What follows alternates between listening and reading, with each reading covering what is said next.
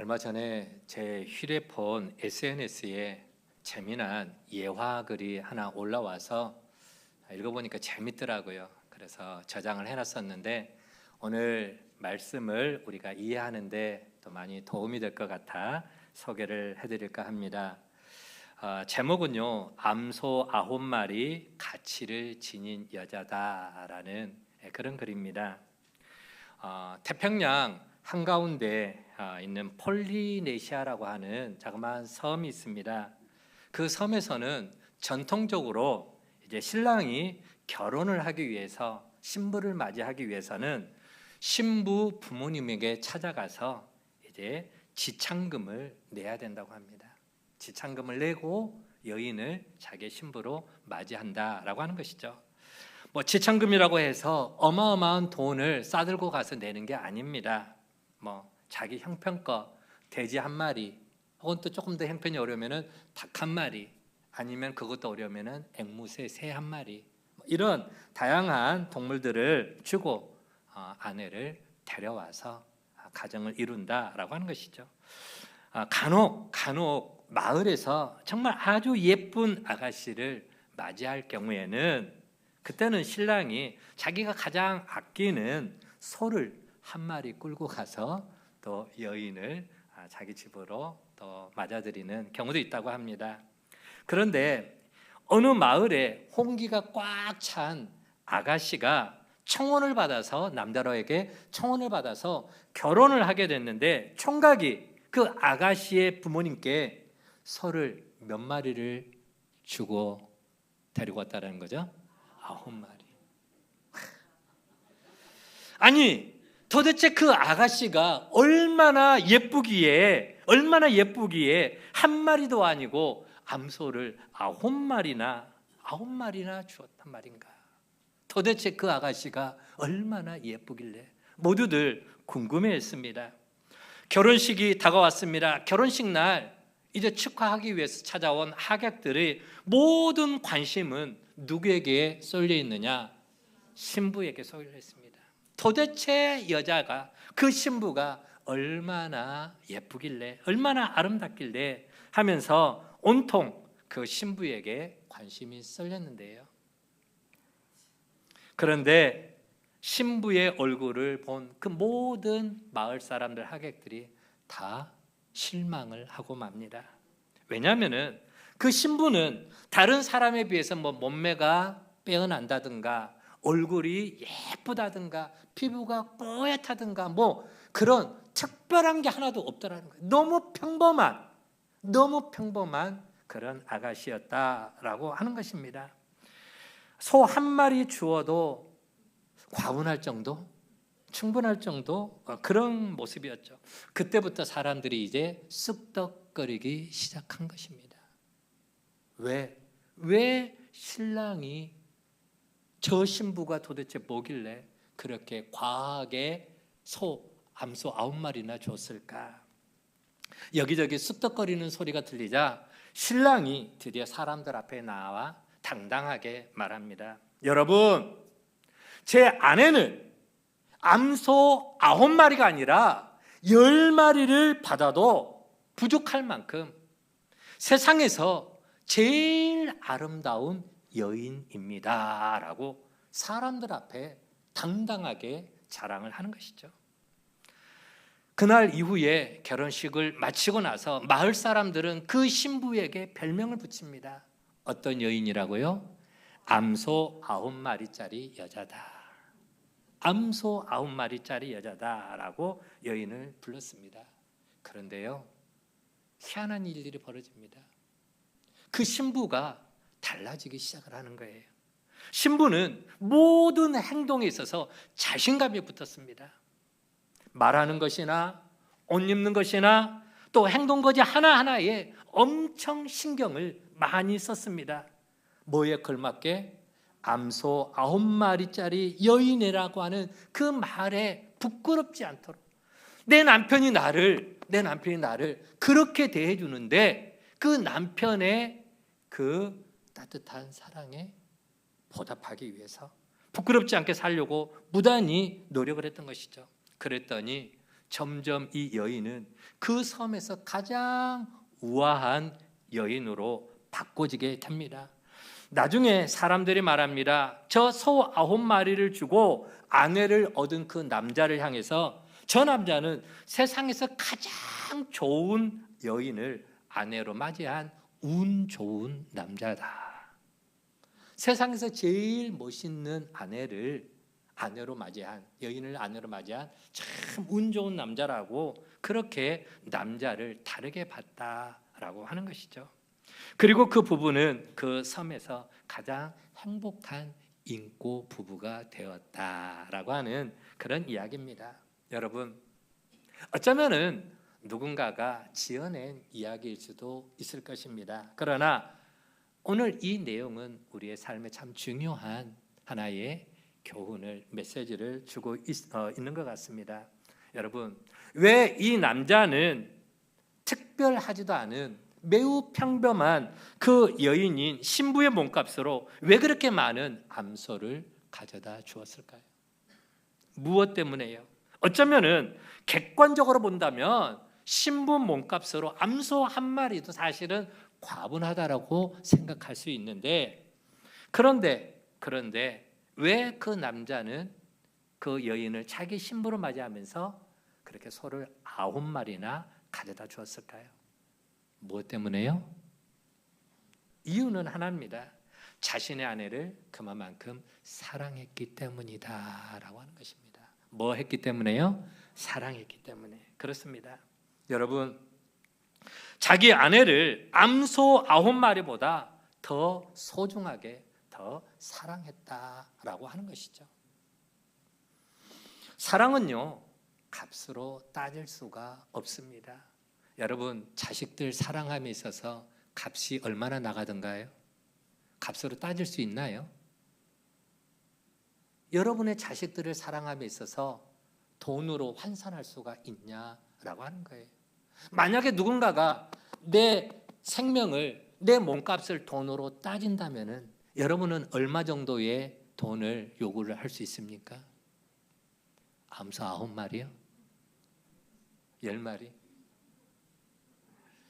여러분, 우리는 늘 무언가를 자꾸 수치로 계산하려고 하는 유혹들을 가집니다. 그래야만 내가 손해를 보지 않는다 생각을 하기 때문이죠. 그러나 사랑은 계산하는 게 아닙니다.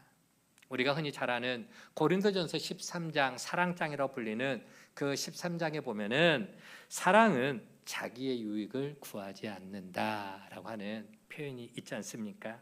손해를 본다 하더라도 내가 사랑하는 사람을 위해서라면 기꺼이 그 손해를 감수하겠다. 그게 사랑의 마음 아니겠습니까? 손해를 본다 할지라도 사랑하기 때문에 아깝지가 않습니다. 아니, 사랑하는 사람을 위해서 보는 그 손해를 도리어 기쁨으로 여기기도 합니다. 그게 바로 사랑의 속성이기 때문이다라고 하는 것이죠.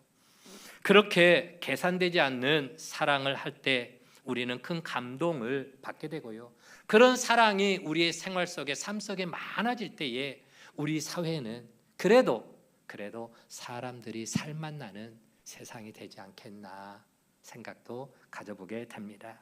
자, 오늘 본문은요, 사랑 이야기입니다. 아가서라고 하는 것은 Song of Song이라는 그런 단어를 씁니다. 노래 중에 노래다. 누구와 누구의 이야기를 하고 있습니까? 솔로몬과 술람미 여인 간의 사랑이죠. 자, 그런데 솔로몬이 그 여인을 향해서 오늘 본문 2절 말씀에 보면은 이런 고백을 합니다. 뭐라고요? 여자들 중에 내 사랑은 가시나무 가운데 백합화 같도다. 여인들 중에 내 사랑은 가시나무 가운데 백합화 같다. 참 멋진 사랑의 노래가 아닐 수가 없습니다. 여러분, 혹시 연애 편지 써보신 적 있습니까? 연애 편지 써본 적 있어요? 저는 저희 집사람하고 연애할 동안에 아가서를 참 많이 인용을 했습니다. 왜? 너무 달콤한 말들이 많았어요. 너무 가슴에 와닿는 문구들이 너무 많아서 이게 표현을 내 마음을 사랑하는 여인한테 이렇게 좀 전달을 해주고 싶은데 어디에서 좀 그런 표현을 좀 쓸까? 아가서를 읽어보는데 너무 좋은 문구들이 많은 거예요. 그래서 좀 인용을 좀 했었습니다만은 지금 이 솔로몬이 자기가 사랑하는 여인에게 지금 그렇게 사랑의 고백을 하고 있는 것입니다. 그런데 먼저 솔로몬의 고백이 있기 전에 술람미 여인이 자기의 모습에 대해서 먼저 이렇게 표현을 하고 있습니다. 1절을 보면은 나는 사론의 수선하요 골짜기의 백합화 같은 존재다라고 표현을 합니다. 여러분, 수선화 혹은 백합화 어떤 생각이 듭니까? 어떤 이미지가 떠오릅니까?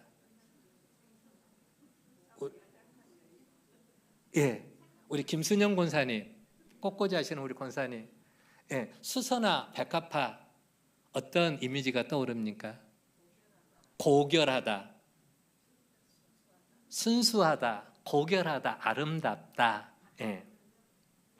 그래요. 이쁘죠.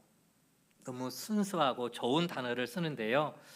자, 아주 고결하고 아주 아름다운 꽃으로 우리는 수선화, 백합화 연상합니다. 그런데 우리가 생각하는 그런 이미지하고 이스라엘이라고 하는 그 팔레스타인이라고 하는 그 땅에서 나는 수선화나 혹은 백합화는 우리가 생각하는 그런 이미지하고는 좀 다릅니다.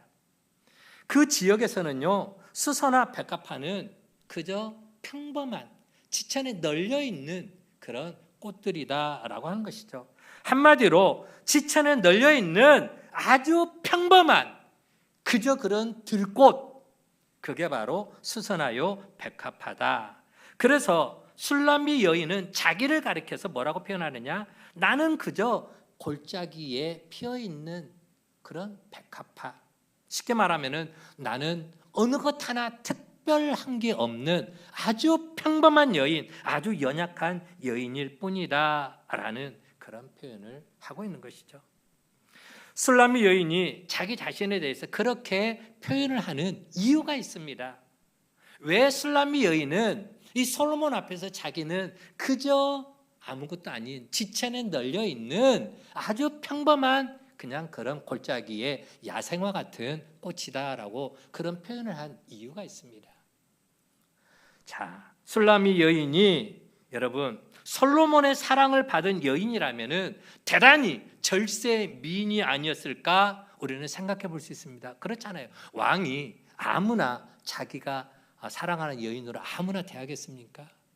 적어도 솔로몬, 여러분 솔로몬의 궁궐에 여인이 몇 명인지 아십니까? 몇천 명이잖아요. 1000명이 넘습니다. 솔로몬 궁궐에 자기가 거느리는 여인들이 1000명이 넘는데요. 그런데도 그런 많은 여인들인데도 이 술람미 여인을 향하여서 얼마나 깊은 달콤한 사랑을 고백한지 모릅니다. 그 정도라면은 정말 이 여인은 가히 양귀비 같은 절세 미인 아닐까 우리가 생각해 볼 수 있는데요. 자, 그런데 술람미 여인은 절대 우리가 생각하는 그런 절세 미인이 아니었다라고 하는 것을 짐작해 하는 성구가 있습니다.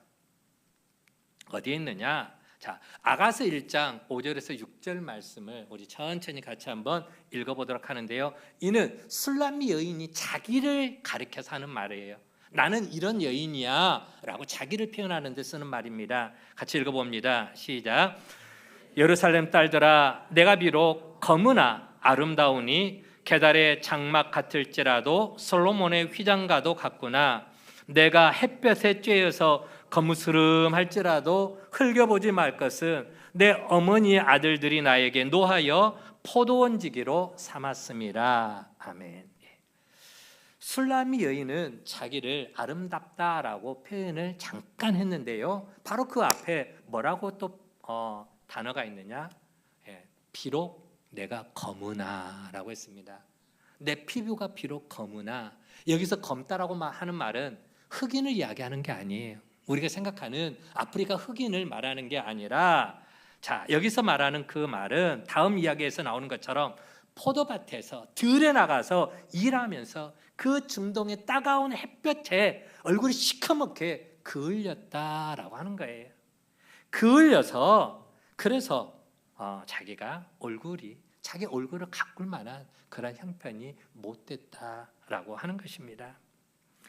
우리가 충분히 짐작해 볼 수 있는 것은 오라버니들한테, 오빠들한테 미움을 받아서 포도밭으로 쫓겨났습니다. 그래서 들에 나가 포도원 지기로 들에 나가 일해야 할 여인이 곱디 고운 드레스 입고 가가지고 일할 수 있습니까? 아니에요.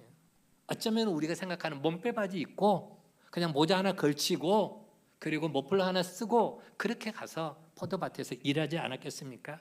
자기 외모를 가꿀 만한 어떤 그런 여력이 되지 못했습니다. 더군다나 중동 지역의 뜨거운 햇볕에 얼굴이 그을리기까지 했습니다. 지금 같으면야 선크림이라도 좀 제대로 바르고 나갔겠지만 그때 당시에 무슨 선크림이 어디 있었겠습니까? 옷을 아름답고 단정하게 입을 수도 없고 얼굴을 비롯해서 외모를 아리답게 가꿀 만한 형편이 되지 못했습니다. 술라미 여인은 아름다움이라고 하는 단어와는 거의 상관이 없는 그저 촌스럽고 시골뜨기 여자, 얼굴이 거무접접하게 그을린 그런 여인에 불과했습니다. 그래서 자기를 가리켜서 그저 평범한 여인, 골짜기에 피어난 백합화 같다, 지천에 널린 그냥 야생화다라고 그렇게 표현을 했던 것이죠. 자, 그런데 그런 술라미 여인이 나는 지천에 널려 있는 평범한 야생화 가운데 하나야 라고 자기를 그렇게 소개를 했더니 솔로몬이 그 말을 받아칩니다. 뭐라고 받아치는 거예요? 너는 여자들 중에 내 사랑은 가시나무 가운데 백합화 같구나. 다시 말하면 평범하지만 결코 평범하지 않는, 수수하지만 수수하지 않은, 지천에 널려 있어서 사람들의 눈에 주목을 받지 못하지만 가장 고결하고 가장 고상하고 아름다운 백합화 같구나라는 그런 표현을 하고 있습니다. 다시 말하면 당신 자신을 지천에 널려 있는 평범한 꽃에 불과하다고 생각하지만 내 눈에 당신이 얼마나 아름다운 여인인가, 내 눈에 당신만큼 아름다운 여인을 내가 본 일이 없소라고 그렇게 표현을 하고 있는 것입니다. 남자분들 잘 새겨 들으세요. 좀 여인들에게 가정의 행복을 위해서 좀 표현 좀 하고 사십시오. 아무도 알아주지 않는 평범한 꽃이지만 그래도 솔로몬의 눈에는 그 어느 꽃보다도 아름답고 화려하고 우아한 여인처럼 보여졌다라고 하는 것입니다. 여러분, 이유가 뭘까요? 왜 솔로몬의 눈에는 이 들에 그냥 지천에 널려 있는 야생화 같은 이 술라미 여인이 왜 다른 어느 꽃과도 비교할 수 없는 아름다운 여인처럼 보여졌을까요? 무엇 때문에요? 무엇 때문에? 사랑하니까. 이유는 그겁니다. 사랑하기 때문이에요. 그렇죠? 우리가 흔히 말하는 것처럼 사랑하면 눈에 뭐가 씌어진다? 콩깍지가 씌어진다. 콩깍지가 씌어지면 모든 것이 다 좋게 보입니다. 심지어 단점이 어떤 것은 보이지도 않겠지만 그 단점이 보여지더라도 그 단점까지도 아름답게 다 보이더라라고 하는 것이죠. 그리고 수많은 사람들 가운데서도 유독 사랑하는 그 사람만 눈에 들어옵니다. 손주 이뻐요, 안 이뻐요? 예쁘죠. 자, 내 손주가 어린이집에서 발표하는 날 초대받아서 발표해야 하니까 가요. 그러면 애기들이 막 자자자자자자자 막 거리면서 여기저기서 막 애들이 떠들어대는 소리가 들립니다. 할미가 가서 아이고 내 새끼 어디 있을까 하고 쳐다보는데 누구만 유독 내 눈에 들어옵니까? 내 새끼만 들어오는 거예요. 내 손주만, 내 아이만 유독 들어오는 거예요. 뭐 때문에요? 눈에 콩깍지가 씌워져서. 눈에 콩깍지가 씌워져서. 내 새끼만 그렇게 눈에 들어오더라. 솔로몬이 지금 그렇다라고 하는 것이죠. 그래서 술람미 여인의 모든 것이 사랑스럽고 아름다워 보입니다. 여러분 잘 보세요.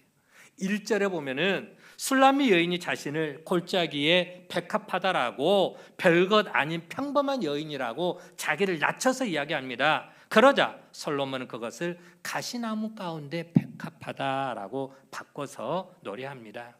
여러분, 가시나무 가운데 백합하라고 하는 말은 무슨 의미일까요? 그 여인에게서 진한 향기가 풍겨져 나온다라고 하는 그런 의미입니다.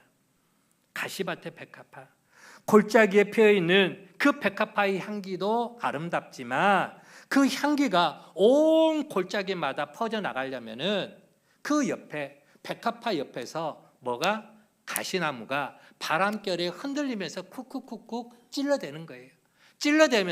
찔러대니까 그 백합화에서 뭐가 품어져 나옵니까? 향기가 막 풍겨져 나오면서 골짜기마다 그 향기를 품어내더라라고 하는 것입니다. 솔로몬은 지금 사랑하는 술람미 여인에게 사랑의 콩깍지까지 씌워져 가지고 그의 단점까지도 아름답게 보이고 있는 것입니다. 말씀드린 것처럼 술람미 여인은 그 오라버니들 형제들에게 미움을 받아서 포도밭으로 쫓겨났습니다. 포도원에서 일하면서 얼굴도 시커멓게 그렇게 그려졌습니다. 좋은 옷, 값비싼 화장품으로 자기를 꾸밀 여력도 없습니다. 그렇게 얼굴이 시커멓게 그을린 시골뜨기 아가씨에 불과하죠. 자, 그런데도 솔로몬은 그녀의 그 모습 속에서 인생의 아름다운 그 인생의 그 진한 향기를 맡게 되었더라라고 하는 것입니다. 값비싸고 귀한 화장품의 냄새가 아니라 그 인생의 기품에서 우러나오는 향기를 맡습니다. 화려하고 고운 자태의 그 고운 옷의 자태가 아니라 삶에 최선을 다해 살아가는 여인의 열정 어린 그 모습 속에서 향기를 느끼게 되었다라고 하는 것이죠. 솔로몬이 이 술람미 여인을 가시나무 가운데 백합하다라고 노래하는 또 하나의 이유가 있습니다. 그 이유가 뭐냐? 바로 백합화인 술람미 여인의 주변에 있는 것들은 다 가시나무 같이 보이더라라고 하는 거예요. 술람미 여인 외에 다른 모든 것들은 눈에 들어오지 않는다라는 거예요. 그저 가시나무에 불과하더라라고 하는 것입니다. 술람미 여인을 포도밭으로 쫓아버린 그 형제들도, 그리고 술람미 여인을 조롱하고 놀리는 예루살렘 거리의 여인들도 다 가시나무뿐입니다. 예루살렘 거리의 수많은 여인들이 그렇게 왕래하지만 오직 솔로몬의 눈에는 누구만 들어온다? 누구만 보인다? 술람미 여인만 보입니다. 술람미 여인에게서만 향기가 품어져 나온 것 같습니다. 오직 술람미 여인만 자기 눈에 들어오더라라고 하는 것이죠. 그런 모습을 한마디로 짧게 표현한다면은 어떤 표현이 어울릴까요? 콩깍지? 옆에 사람하고 서로 인사합니다. 내 눈엔 너만 보여. 여보, 내 눈엔 당신만 보여. 좀 해봐요.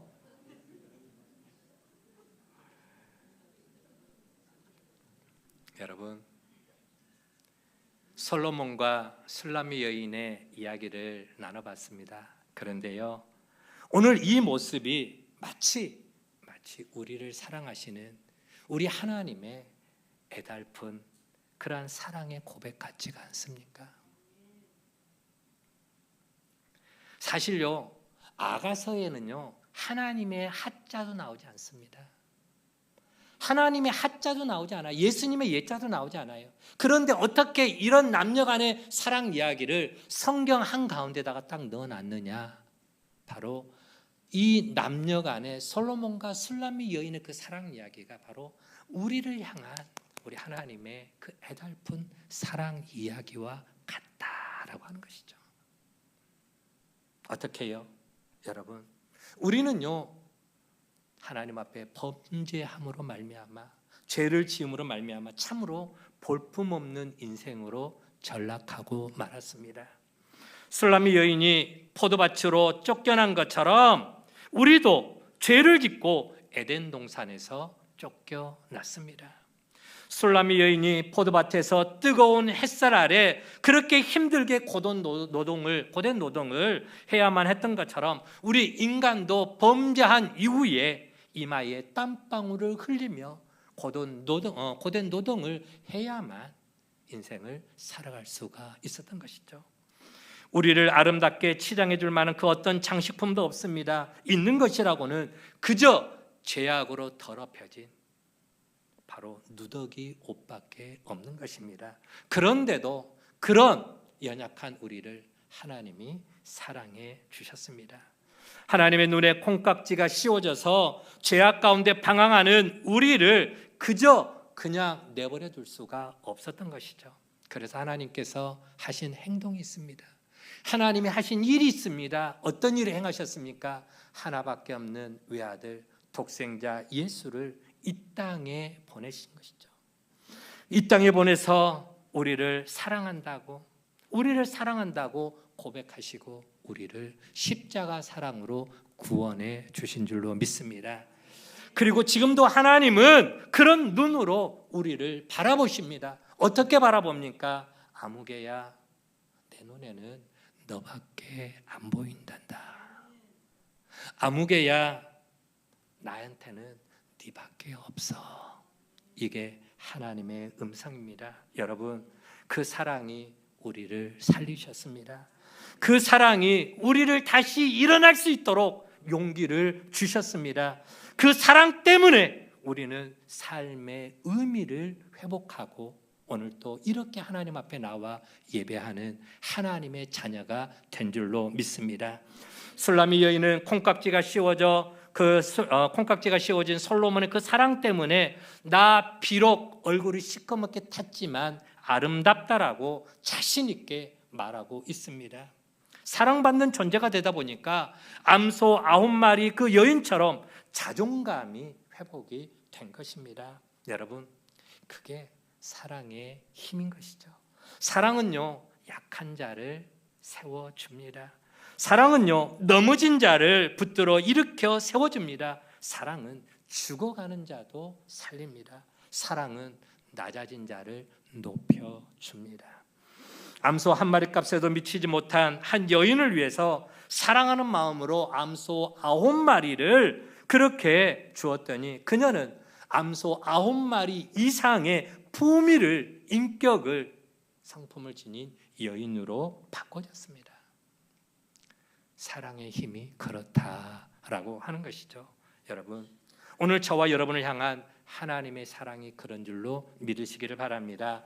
우리가 비록 비천하지만 하나님의 사랑을 받은 이상 결코 우리는 비천한 존재가 아니라고 하는 것입니다. 세상에서 가장 존귀한 존재가 된 줄 믿으시기를 바랍니다. 우리는 비록 세상에 어느 것 하나 내세울 것 없는 빈약한 연약한 사람들이지만 하나님의 사랑이 우리를 세상에서 가장 자랑스러운 존재, 그 어떤 것과도 바꿀 수 없는 눈에 넣어도 아프지 않을 만큼 존귀한 존재로 바꿔주셨습니다.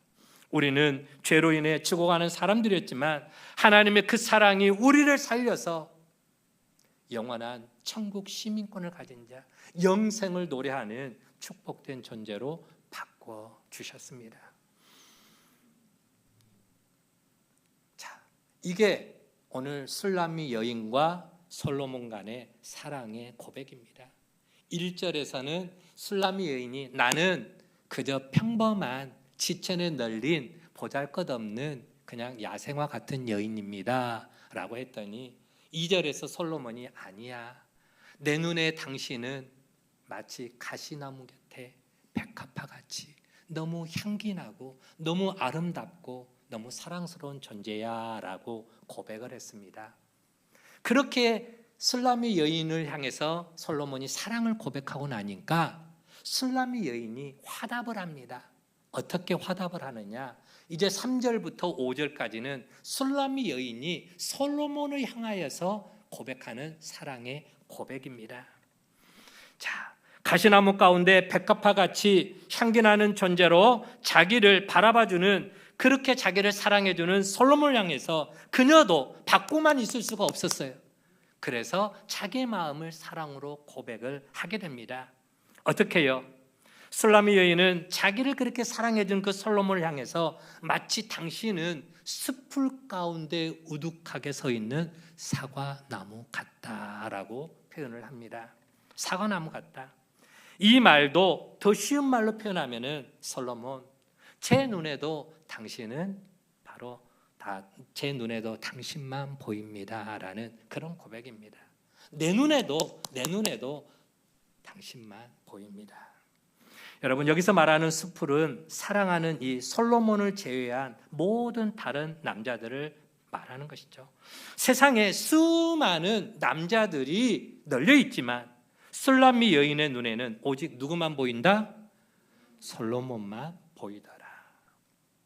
자, 오늘 본문에서 술람미 여인이 솔로몬을 사과나무에 비유한 이유가 설명이 되고 있습니다. 첫 번째 이유는 뭐냐? 사과나무 그늘 때문에 그렇습니다. 사과나무 그늘. 3절에서, 오늘 본문 3절에서 노래하죠. 내가 그 그늘에 앉아서 심히 기뻐하였고 라고 표현을 하고 있습니다. 어디 나무 그늘에 앉아 있다고요? 사과나무 그늘에 앉아서 심히 기뻐하였고. 여러분, 우리가 느끼는 그늘의 개념과 뜨거운 태양볕이 내리쬐는 중동 지역에서의 그 그늘의 개념은 좀 사뭇 다릅니다. 물론 우리도 뜨거운 여름에 그늘 아래 들어가면은 시원하죠. 그늘 아래 들어가서 부채질 하면서 수박을 먹으면은 시원하지 않겠습니까? 자, 그런데 온도가요 30도를 넘어 33도, 35도 정도 되면은 그늘에 앉아서 등줄기에 땀이 주르르 흘러 내리는 게 우리나라의 기온입니다. 습도가 우리나라는 참 많습니다. 반면에 중동 지역에서는 한낮의 온도가 40도를 넘는 경우가 허다하다합니다. 우리나라에서 40도, 43도, 45도 올라가면 막 여기저기서 죽는다고 비명을 지를 겁니다. 아마 고열 환자들이 많이 나오겠죠. 그런데 중동에서는요, 그런 날씨에도 그늘 안에만 들어가면요 매우 시원하다고 합니다. 왜 그러냐면요, 중동에는요 습도가 별로 없습니다. 습도가 별로 없기 때문에 그늘에만 들어가면은 살랑살랑 바람이 불면서 시원하다라고 한 것이죠. 바로 그늘의 효과입니다. 뜨거운 태양에서 자기의 생명을 지켜주는 곳이 바로 그늘입니다. 안식처 같은 곳이죠. 그래서 술람미 여인은 그 그늘 아래서 심히 기뻐했노라라고 그렇게 노래를 하고 있습니다. 가장 안전한 곳, 아무 걱정, 근심이 없는 곳. 그래서 그곳에서 마음껏 자기의 기쁨을 누릴 수 있는 그 그늘 되어진 곳. 여러분, 우리 하나님의 품이 그늘이 되는 줄로 믿습니다. 십자가 아래가 우리 인생을 품어주는 시원한 그늘인 줄로 믿습니다. 우리가 그 품에 나오면은 근심 걱정 없이 주님이 주시는 평안과 기쁨 속에서 우리가 기쁨과 평안을 노래할 수가 있는 것이죠. 술라미 여인이 솔로몬을 또 사과나무에 비유한 또 하나의 이유가 있는데, 그것은 바로 열매 때문이다라고 하는 것이죠. 첫 번째로는 그늘 때문이었고, 두 번째로는 열매 때문입니다. 마지막 3절에서 노래합니다. 그 열매는 내 입에 달았도다.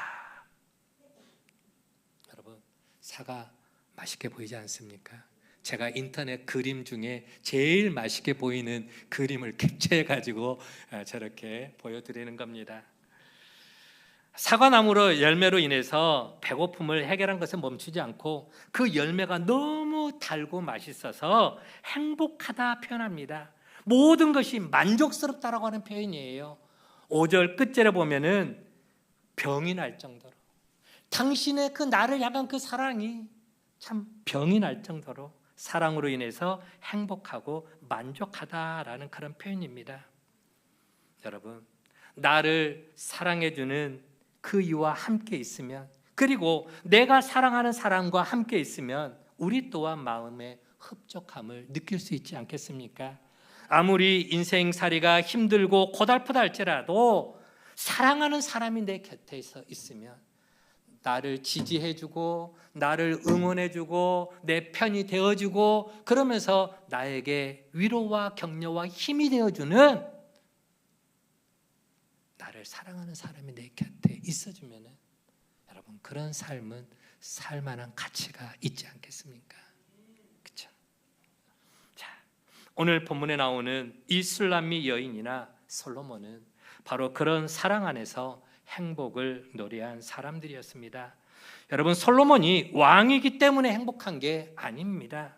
아가서에 보면은 솔로몬이 왕이라는 표현이 1장에서 몇 군데 나오지만 전체적으로 보면은 왕이라는 표현이 그렇게 자주 나오지 않습니다. 왕이기에 그 왕의 권세로 술람미 여인의 사랑을 쟁취한 것도 결코 아닙니다. 부귀영화를 누린 사람이기 때문에 행복하다고 말하는 것도 아닙니다. 오직 이유는 하나, 솔로몬도 행복해하고 술람미 여인도 행복한 것은 오직 이유는 하나입니다. 뭐 하기 때문에? 사랑하기 때문입니다. 사랑하기 때문에.